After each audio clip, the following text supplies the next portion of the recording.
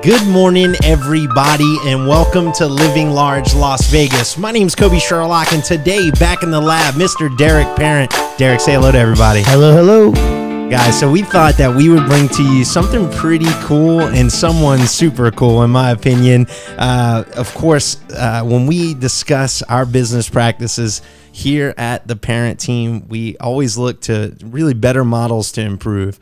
And so without further ado, I want to introduce you guys to somebody who has an incredible company culture, and I look forward to hearing more about it. Miss Rhiannon Andersen of Steelhead Productions, who is the owner and CMO. So Rhiannon, thanks so much for coming to hang out with us. Yeah, thank you for having me. Of course. And before we dive in, can you tell us and the listeners a little bit about your past and a little bit about your background? Sure, of course. So I'm actually a second-generation business owner. My father founded Steelhead in 1996, and I was working in a completely different industry. I was actually a social worker, and I worked with foster kids. And that type of work had a timeline associated with it because it was very, very difficult on my heart. And so in about 2004, I asked my dad for a job, and I thought it would just be a moment in time where I just needed to kind of take a break and get a little bit of respite. And here I am now in 2020, still a part of my dad's, he founded it originally, and so my business partner and I now own it and run it and have since 2006. We were founded in the Pacific Northwest, and in 2008, we decided to move the company to Las Vegas. And if anybody knows what was happening professionally in 2008, it was not a good time to relocate a business, especially to the Las Vegas area. And so we proceeded to get absolutely, kind of kicked around by the economy. And we feel just so thankful because we were able to ride the wave as new entrepreneurs that had bought the company from my dad and establish ourselves and kind of just maintain until the economy turned around, which was a challenge in itself. And then we really started to gain some traction in about 2013. And here we are now, and we've grown the company so proudly, about 840% since we took it over. And we not only love what we do, but we love how we do it as well. Well, I got to tour your facility, and I got to tell you, it's probably one of the most amazing places as far as company culture. Like, you have company culture everywhere. You encourage your employees to read books and personal development, and you actually gave us a book. So we've worked on EOS, but when you gave us a book, we actually took a day and we all read it, and we actually business plan around it. So thank you for the gift. Literally as a model, we used it. It's actually been a gift in our business. But to dive in, was company culture something that your father was big on, or is it something that you implemented as a business? Coming in 2008, I know it was very difficult because I was in lending. So imagine the banks froze. Right? You weren't really lending money. It was difficult. Yeah. But how was that? Yeah, so my dad was into culture, but not in a formal sense. So, for instance, like even the name of our company, Steelhead, he's an avid fisherman. So he would bring like his personal passion into the business and then rally people around the things that he found interesting. So my dad's quite a character. He's an old hippie, and who is an artist and happens to be really good at business. And so he blended those things together, which created the culture at Steelhead. And it didn't really scale. He ran a great lifestyle business, and it wasn't until we took over the business that we decided to grow it and to move it to Vegas and to systematize some practices so that it wasn't just ad hoc, whatever Jim Andersen kind of wanted to do that week, that month, that year, but that we were more strategic. And then that kind of plays into things like EOS and scaling up and traction tools and some business management practices that helps take things that are like good kind of conceptually and in theory, and then put them into practical practice that can be kind of like predictable in a business and not just dependent on the good ideas of like my dad. Shooting from the hip. Shooting from the hip. That's like who he is and how he is. And it's really awesome. It's just difficult to plan well when you're trying to grow a business and then the person kind of at the helm is a little bit more ad hoc. It just takes it takes a lot of discipline. We like scaling up, and how do you stay so disciplined on all your practices? Prior to EOS, we used Rockefeller Habits, which was a different management model, but very similar to EOS, and they are kind of like in the same vein. But my business partner and I, Sean Combs, who you met when you came in, he and I, along with a couple other of our executives, committed fully to utilizing the management system. Like, it was recommended to us. The system was introduced as a gift by another business owner who we really respected. And we decided, like, we're going to double down and we're going all in and we're just going to, like, try it per the book. And we did, and gained a lot of momentum in our business. So then when you try something and it works, you'd be a fool not to continue it. Right. And so that's what has really helped contribute to the type of company we are today. Because as you know, when you utilize a system like that, there's like a ridiculous amount of accountability. Yeah. Like, how was the reception from the team and the staff and really just your team overall when you were moving into this new system? Yeah, I think a lot of people were shook by the economic downturn and were scrambling around for things that just like made sense and were predictable. And so by utilizing the system and putting it into practice when we did, everybody felt, I think, a sense of relief. Like, okay, here's something that we can control. When so much was happening like in the world and in our country that was just really unpredictable and out of our control, that part we could control. We could control how committed we were and how disciplined we were. And that really helped kind of create that, that systematized way of being in our business at a time where like we just really needed it, So it was received well. I love that. Yeah. I love that. Because when we did it, it was fun. I feel like there was some fun, parts to it, implementing something. And we were obviously a much smaller team, but to get on one page and say, this is how we're going to tackle it, it really gives us something to attach ourselves to. We're a book of visionaries in here. We always have, different ideas going on. And so it kind of gives us a playbook to revert back to get back to the fundamentals of what we're doing. Yeah, I think really what's required, though, are people with an open mind. Because if you have like a super like fixed mindset, it's hard to lean in on something new. And so I think that speaks a lot to the type of culture that you guys have here as well, because you have to have people who are believers and are willing to try something new and be open to it working well. And we feel really thankful that we have a group of people at Steelhead with a similar mindset. And then what happens is the people that don't get on board eventually, you don't have to let them go. They just eventually leave themselves. Because that's how culture is, right? It's buy-in. You have to have 100% buy-in in order to create what you've created there.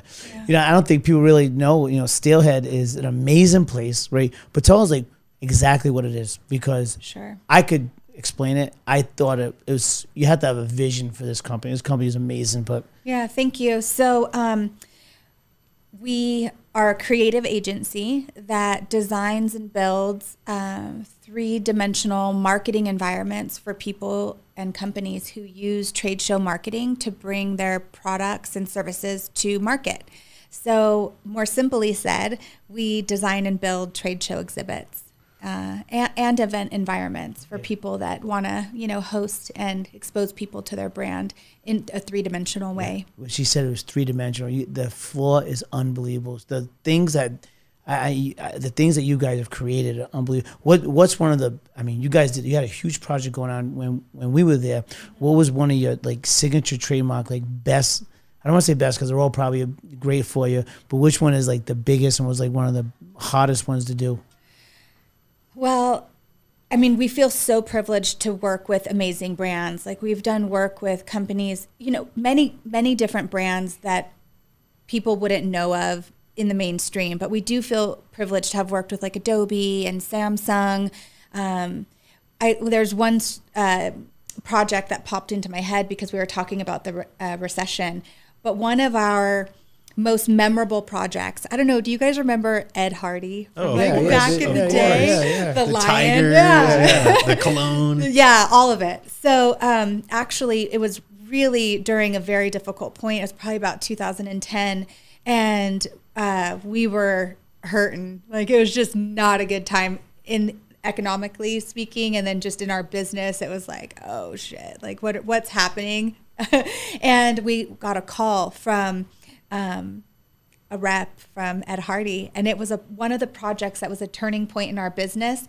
And I remember walking into our old facility and just seeing that lion or tiger like everywhere, and I'm like, Ed Hardy straight through up, like all over our office, you know, and it's like bling and graphics. Yeah. But you know, you look back at projects like that, and it's just seared into my mind. That brand is seared into my mind because they had a DJ and they did a runway show like at CES, the big consumer electronics show here in town. But we feel so privileged to work with just amazing brands that really value trade show marketing, and you know, they appreciate what we do and how we do it as well. So yeah, we're lucky. We get to work with, you know, probably about 300 different projects throughout the year on average. Yeah, and hoping it continues to go up. I was saying, you know, we keep hearing about all the expansions from the convention center and the more and more conventions and trade shows we're attracting. Yeah, I imagine there's a nice, you know, landing strip coming your way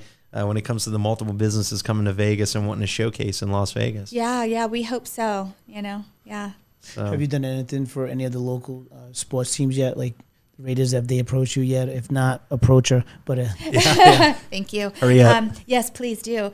No, we haven't actually, you know, because typically the environment that we serve happens inside the convention center, and then a few brands take their trade show presence and then they bring it into like a ballroom and kind of customize event space, but it's an extension of a trade show program. But we do have the capability to pretty much design and build anything. So it'd be fun to work on some different projects if given the opportunity. So if you're listening, execs, call in and let's get Rhiannon set up because Steelhead's ready to go. Yeah, thank you. You know, we talk about implementing programs and such to and really enhance the company culture, right? And sometimes I feel like, you know, in feedback we hear like, oh, you kind of nailed it earlier. You know, you put a practice into play, you implement it, but what kind of time really goes into keeping that practice consistent and also empowering those on your team to consistently build upon what you're creating? What's that time look like for you guys?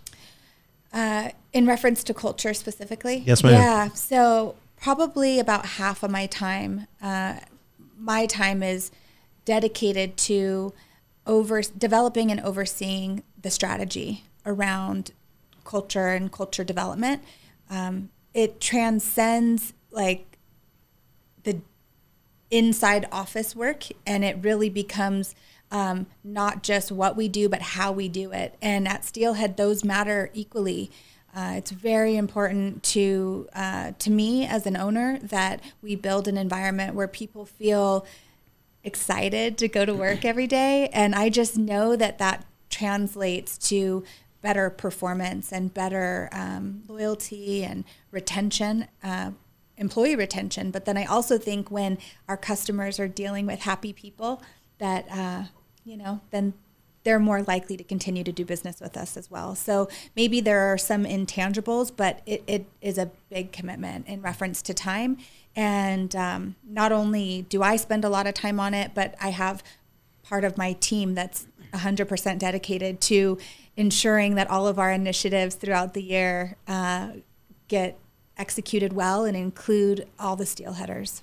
Well, you work really well with millennials too, because you have a wide, you have from millennials to Gen X working for you. Mm-hmm. So, I mean, what's that like in the workplace? I know everyone's talking about how do we communicate with millennials. That's like the topic, like how to get millennials happy, right? Like, yeah. But you guys have, I would say, mastered that. What's different for you guys?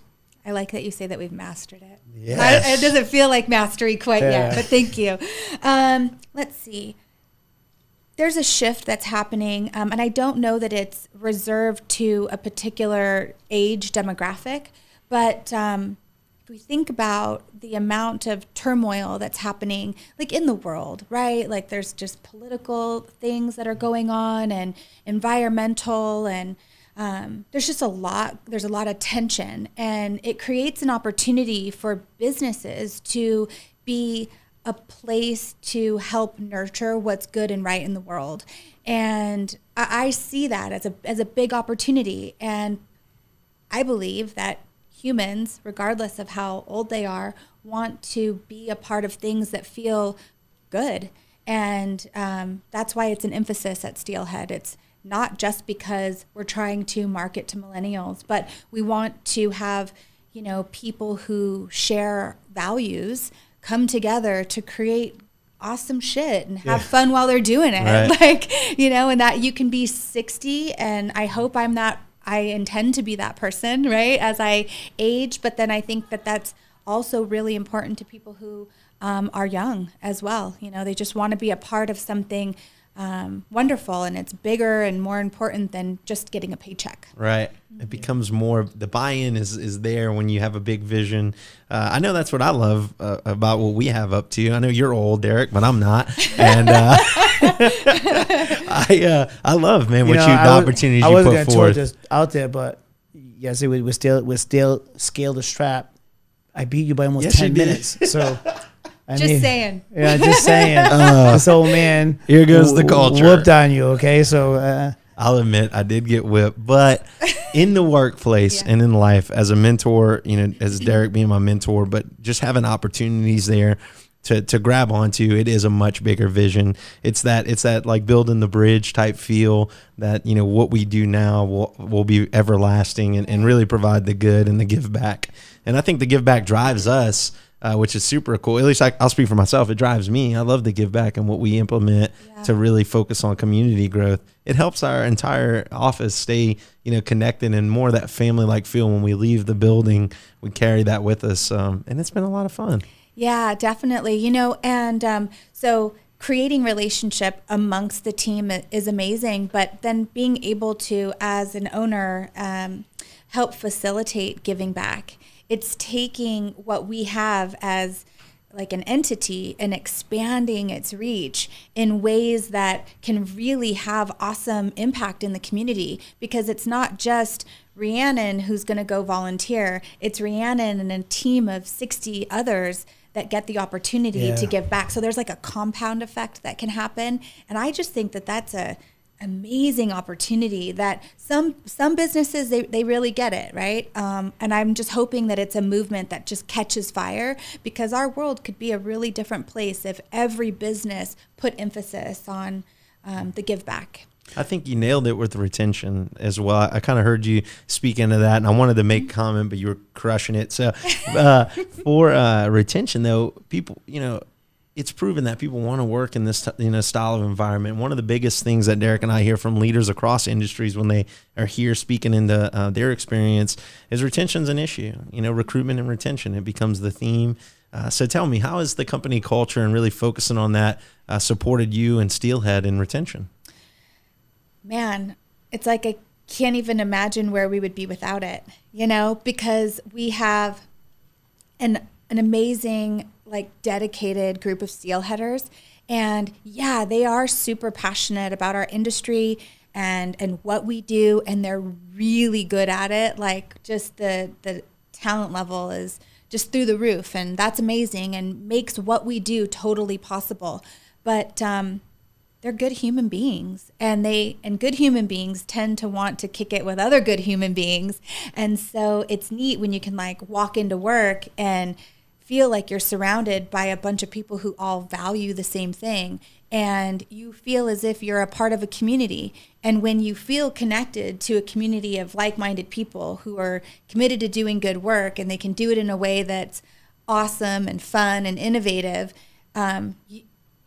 I can say that what we've seen, people don't want to leave that, and when they do, because life happens, and you know, we do have turnover, and that's a thing that's just like natural in business, and we want to have the bringing in of people and then them leaving be equally as important to the business, you know, because you want to wish people well on their journey, and sometimes, you know, people need to go find the home that's going to make them the most happy, but when those people who find their tribe, they recognize it and they see it, I mean, it's just like some magic happens, and people, they don't want to leave that because they know that it's rare, you know, to have both.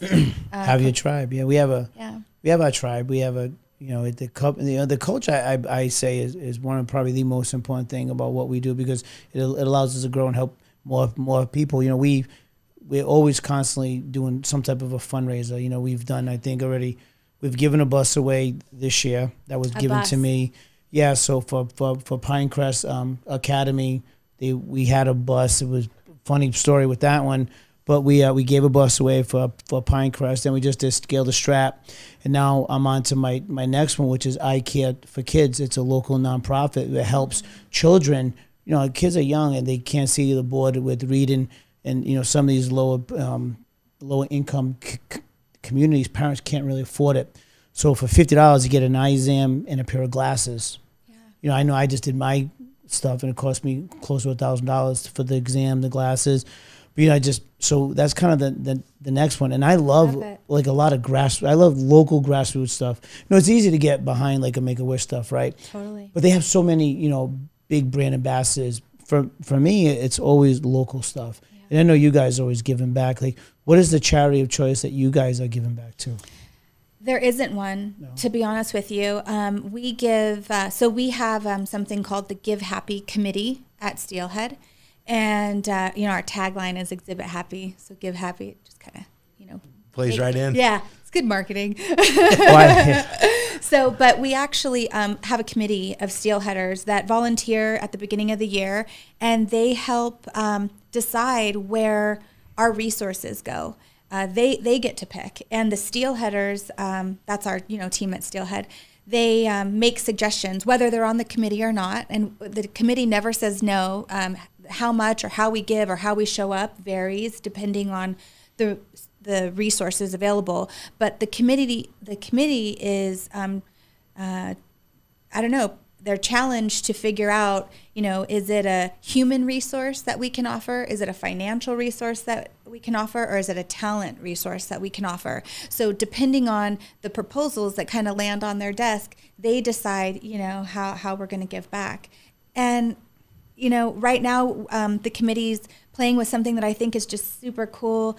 We raised a lot of money for the Australia fires. Oh, super cool. Yeah, so it's great. And so we did like a match, a dollar for dollar match, and you know, it was wonderful. It was like over $3,000 over, you know, a few weeks that the steelheaders and Steelhead all kind of contributed, and felt really great. And now I think we're working to help the transgendered youth community in Vegas with some you know, attire, some clothes, and we're going to put together a real cool video of some, you know, like a dressing challenge, and we're just going to really kind of call out to the community, but in a really fun way. So we're going to do a call for donation of clothing, and then we're going to put together some great media to kind of help the organization. So we really want to show up in a way that feels right for our team at Steelhead. However we can help, just reach out to us. Yeah, please do. Thank you. A collab would be amazing. Yeah, you know, we have a great video guy. So this question has been on my mind because you talked about your father and fishing. So I know there's Steelhead Fish. Was that why he named the company? That's why. And was the company logo once before a fish? It was, until I got involved with the business and changed it.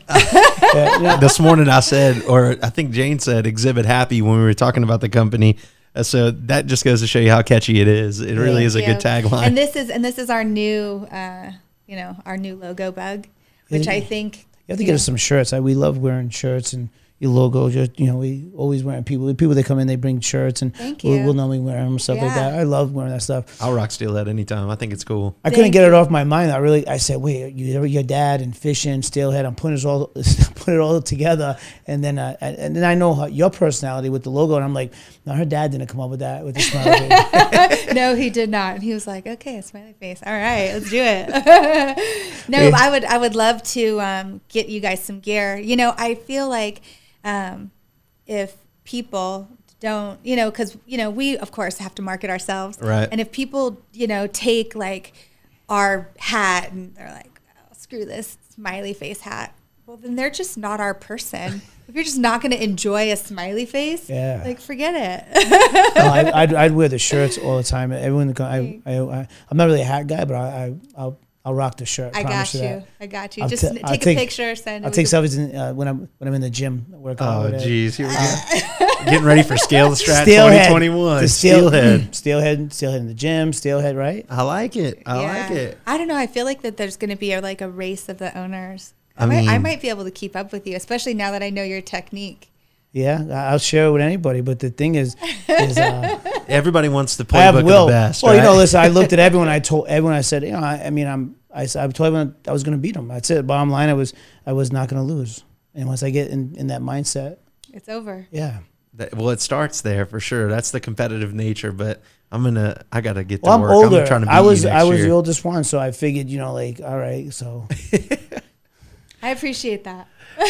Right, I was the oldest one, and I don't, you know, I'm competitive in everything. You know, it's like business. You're just competitive. Like you know, there's not one thing that I don't want to be great at. If I do something, I want to do it, and I want to do it all the way, just like you do. You have an amazing company. Yep. I admire the culture, what you put into the company. You gave us, you know, you opened your company up to us. We came in, we taught it. You gave us a book that helped change our business. But you're like a huge business leader in the community. I'm so grateful to call you a friend and someone that I look up to. Seriously, when you came in here, you see your face and your smile, and then to see the hat, and you know, she's a cool chick. We talked about it. I follow you on social media, and it's inspiring. Honestly, it keeps me sharp, and it's you follow the leader, and when there are leaders in the community that are doing awesome stuff, like yourself and your team, you want to do a little bit more. I caught on that you said somebody gifted you guys the EOS book, and you kind of gifted it right on, and maybe we'll be able to gift it to somebody as well. I think it's a great system. Yeah, we've you know, so the whole podcast, this is all just a vision of, you know, we eventually want this podcast to be, you know, our vision and our purpose is in line with the magazine that we're launching. So we'd love for you to put a, you know, full page ad in it. Sure. But, you know, our vision is to get this out globally. Yeah. Like, we want to be globally recognized, not for us, but this town. We want to encourage people to come here and realize it's a great place to live. It's a great place to hang out. The parks, the food, the hospital, the schools, education. We're really showcasing the community. Not that we just not that we're just a strip and we live on the strip, but it's much bigger than that. Yeah. So we're really focused on getting out that, you know, vision. That's great. And we kind of want our listeners and anyone across the world to steal the blueprints that we're putting forth, right? I mean, things like you're doing. Yeah. I hope that somebody considers taking that approach, because that's the little impacts we make, not only in the workforce, but globally and nationally. Yeah, I love it. Well, even like, you know, like the recession times, how you got through them. People they go through tough times. This is one of those amazing towns, but this town has been through tough times, and people have been through tough times. But look what happens after tough times. We're leading probably the whole world when it comes to sports entertainment now. Right. You know, 30% of this revenue now comes from the casino. It used to be 70%. So you see everything growing. The convention center is absolutely expanding. Yeah. You know, they're building the board company. It has the underground tunnel to it. So, I mean, just to see what this town did after the recession. But, I mean, just what anyone can do if they came here and they started over. Because I believe this is a place of phenomenal growth and change. Right. And, you know, there really are so many examples that exist. You don't have to create something new. Like, look to those who have been in similar situations for inspiration. And you mentioned earlier, you know, that the nuggets, the blueprints that you guys are highlighting, I think that that's just an amazing vision, because great ideas, and when they catch on fire, like that impact, especially given video and the power of social media and this kind of digital age, it's not going to take a lot for people all over the world to be impacted by great messages. So that's super. I love it. Rhiannon, do you guys at Steelhead, you have anything cool coming up you want to share? Anything that we can peek into? Let's see. Anything we can peek into? I don't know. I mean, you know, the thing is that we are always looking to evolve. I had a team meeting right before I came here, and with my kind of marketing and business development team. That's the team inside our organization that I oversee.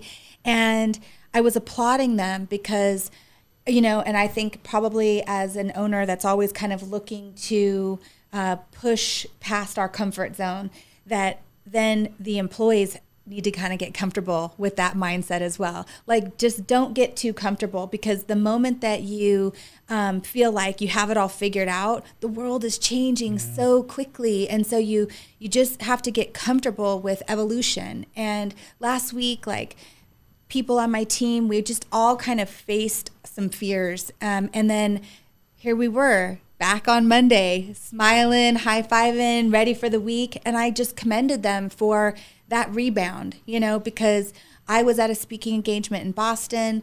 I posted on my social. Every time I do it, I get butterflies. And I just look at the opportunities like this to face something that's hard. And individuals on my team, it was just like maybe there was something in the air last week, but just, you know, always pushing kind of past the comfort zone to become the next better evolution of yourself. And that can happen in a year, that can happen in a day. So that, you know, at Steelhead, that's what we're doing. You know, we're really just constantly challenging ourselves in every aspect to become the highest and best version of what we have to offer. So yeah, amazing. We're a company, hopefully, that just got to keep an eye on us, because we're always evolving. Oh, we will.